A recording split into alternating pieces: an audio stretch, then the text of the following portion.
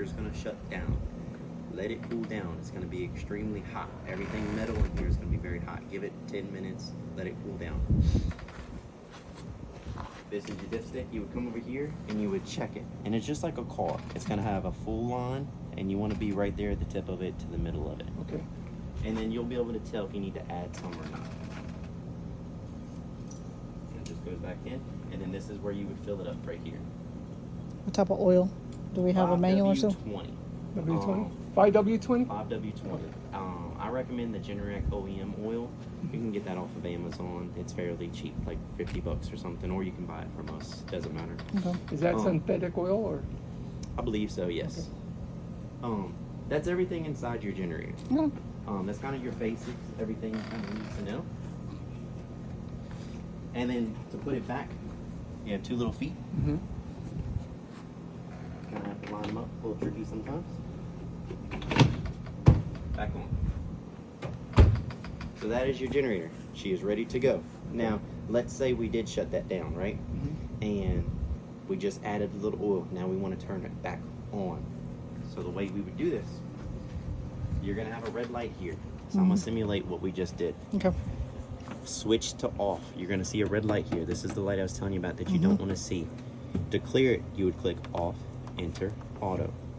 That's gonna clear it. Now, if you're in a power outage situation, your generator, as soon as you clear that code, it is gonna know there's no power. It's gonna say utility loss, and it's gonna count down from 5 seconds. Once you do that, you shut this, generator is gonna kick back on. Once it's on, you repeat the process. Remember how I told you you turn this breaker off? Yeah. We want to turn this breaker back on. Alright.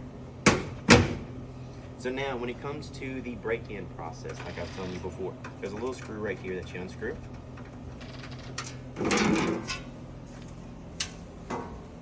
The only thing we need to be concerned with is our main breaker. There is an internal manual switch, but that's for us. We don't want you sticking anything in there, getting shot. Now, is it okay if we turn the power off to show y'all? Yeah. So it's gonna get a little loud. So before I do it, I'm gonna tell you what's gonna happen. We're gonna turn this breaker off. Okay. Within about 5 seconds, you're gonna hear this generator crank up. Within another 30 seconds, 30 to 40 seconds, this generator is gonna transfer. When it transfers, you're gonna hear a loud clap in here. That's your drum transferring over. If you notice, the LED light on there is gonna change from solid green to blinking green. Blinking green means the generator is under load. Solid green means generator is just running. So like on its normal weekly exercise on Tuesday at 11:18, you're gonna hear it, but you're only gonna see a solid green light. It's not gonna blink green. That's how you know it's not transferred over to the house. Okay.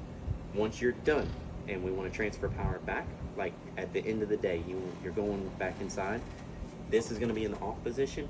All you're gonna do is push it on. When you do that, within about 20 seconds, it is going to transfer over again. You're going to hear it clapping here again. The generator is going to run through a cool down process. It's going to stay on for 1 to 5 minutes, depending on how long we've been running. Okay. That is normal.